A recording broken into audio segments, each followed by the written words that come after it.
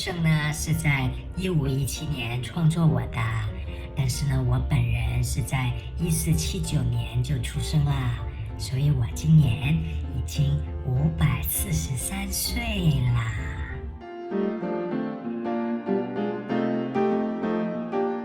罗浮宫的工作人员会定期给我做体检，还有，保湿做得好，女人不显老。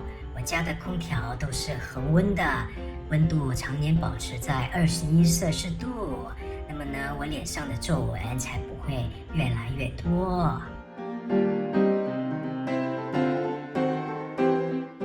我不是很爱做运动的，所以呢，有点微胖。现在披萨和面条我都尽量少吃，多吃蔬菜和沙拉。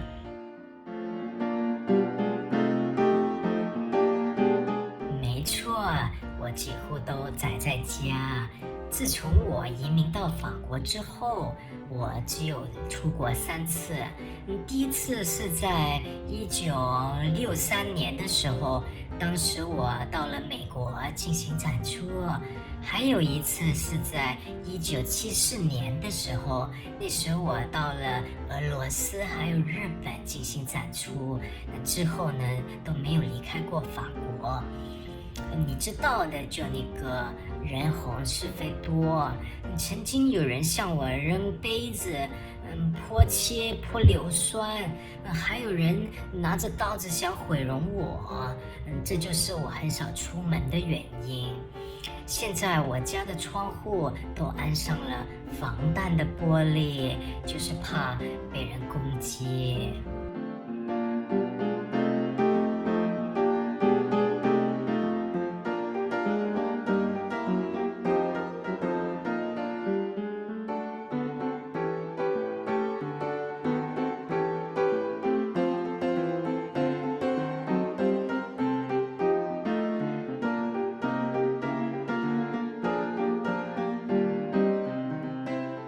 好吓人哦！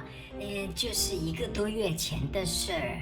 那天是5月30号，有一个人呢，他戴着假发，坐在轮椅上，假装大妈，然后呢，把那个事先准备好的蛋糕扔向我，哟，吓死老娘了！那天又不是我的生日，神经病！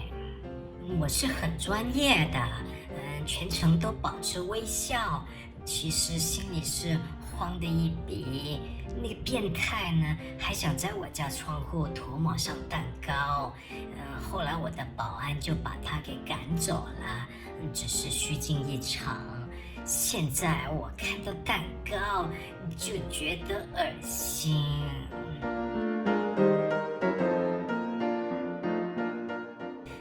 没有记错的话，那是1911年的夜晚。那天是闭馆日，有一个男的，他就偷偷躲在那个储藏室，到了晚上才出来，把我从画框卸下，然后呢，藏到了他的大衣里。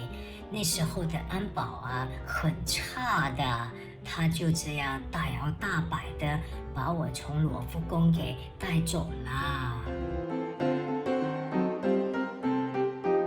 哦，那男的我认得，他的名字叫做 Vincenzo Perugia， 是个油漆工。当时罗浮宫闭馆1周进行调查，还出了高额悬赏金。在各大的报章的报道之下呢，我这才走红。当时办案人员还查到了毕卡索，怀疑是他干的。因为呢，毕卡索之前呢购买了盗窃者从罗浮宫偷出来的雕像。我一共被绑架了2年，这2年我也不知道自己是怎么熬过来的。后来 Vincenzo 他走投无路了，他就写匿名信给到一位在 Florence 的艺术商人，那商人名字叫做Alfredo， 他就告诉 Alfredo 想把我归还给意大利，不过他居然要了50万里啦！你知道吗，周尼哥？他居然在匿名信上写着自己叫做 Leonardo 啊，笑死我啦！哈哈。后来呢，那个 Alfredo 要求呢，他们在 Uffizi 美术馆见面，还安排馆长 Giovanni 进行鉴定。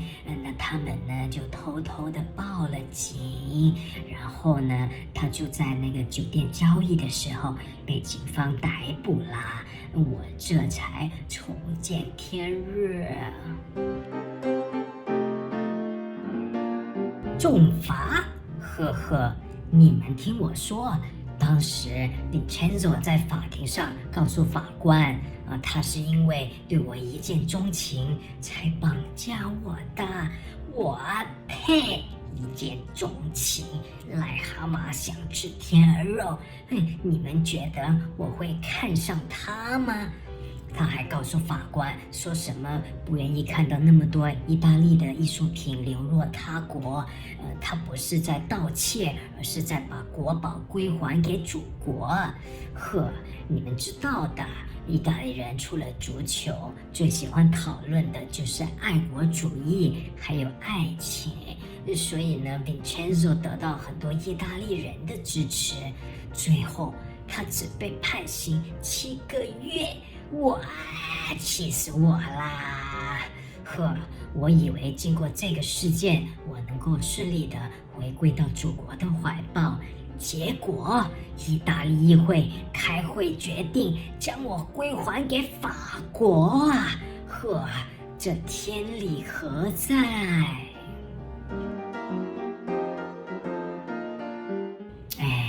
这还不都是因为达芬奇先生吗？让我想想哦，1516年的时候，那时候达芬奇先生受到法国国王弗朗索瓦一世的邀请呢，来到他在法国的城堡工作。你们都知道的啦。达芬奇先生对我是宠爱有加的，不管去到哪儿，他都会把我带在身边。所以我就是这样和他一起来到了法国。1519年，达芬奇先生在法国去世了，那他的画作就交给他的徒弟进行保管。弗朗索瓦一世他就花了4000金币将我买下，然后放在他的枫丹白露宫的王家浴场。王家浴场你知道的，时常开 party 什么的，那个画面十分的香艳，你们自己进行脑补啊 ，OK。100年后，路易十四他继承了王位，就把我接到凡尔赛宫去住。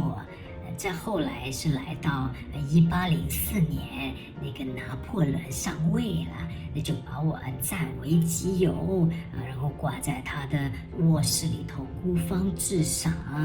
这孩子挺逗的，他每天都要跟我聊天聊心事儿，挺深情的，嘿嘿嘿。再后来就什么法国大革命，那之后呢，我就搬到罗浮宫，一直居住到现在。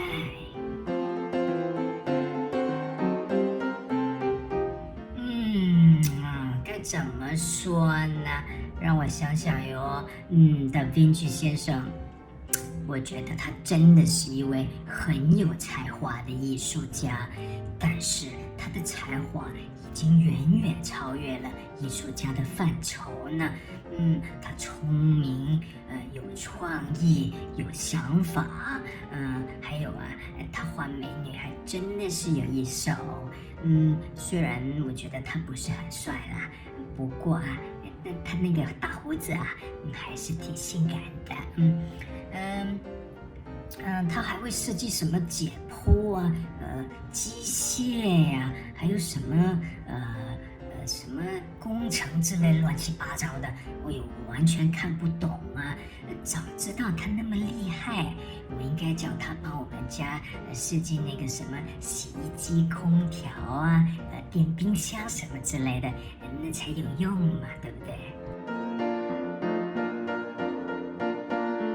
那是1503年的事儿了。我老公 Francesco 呢，搞那个丝绸生意挣了些钱，然后呢，也顺便庆祝我们在 Florence 的新家落成，还有我第2个儿子的诞生。所以呢，我老公就邀请Da Vinci 先生呢来给我绘画。你知道的啦，那个年代没有相机嘛。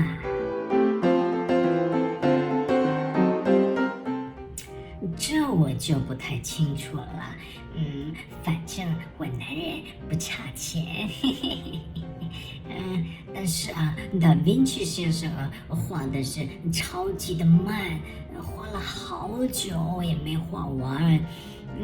我听说他是因为后来右手瘫痪了，不太好使，所以到最后他也没画完，交给我们。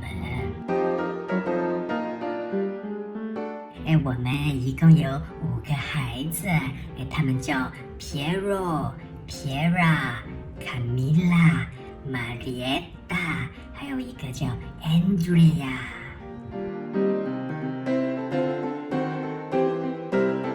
我15岁就嫁给了 Francesco， 好不好？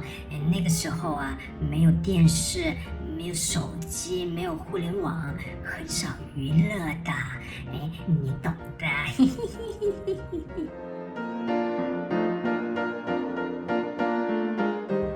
每次我看到全世界有那么多喜欢艺术的人，他们都知道要见我一面，非常困难，但是他们还是愿意来到罗浮宫看我，给我写信送花，这让我非常感动。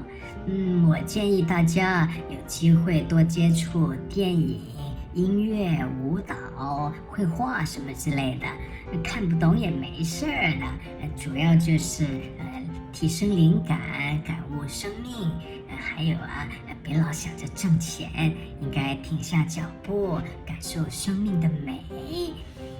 我觉得人生当中起起伏伏，各种难关，没事的多学学姐一笑解千愁，常微笑就对了。哎呀，今天聊得太久，也笑得太久嘴巴有点抽筋那就这样了，ciao。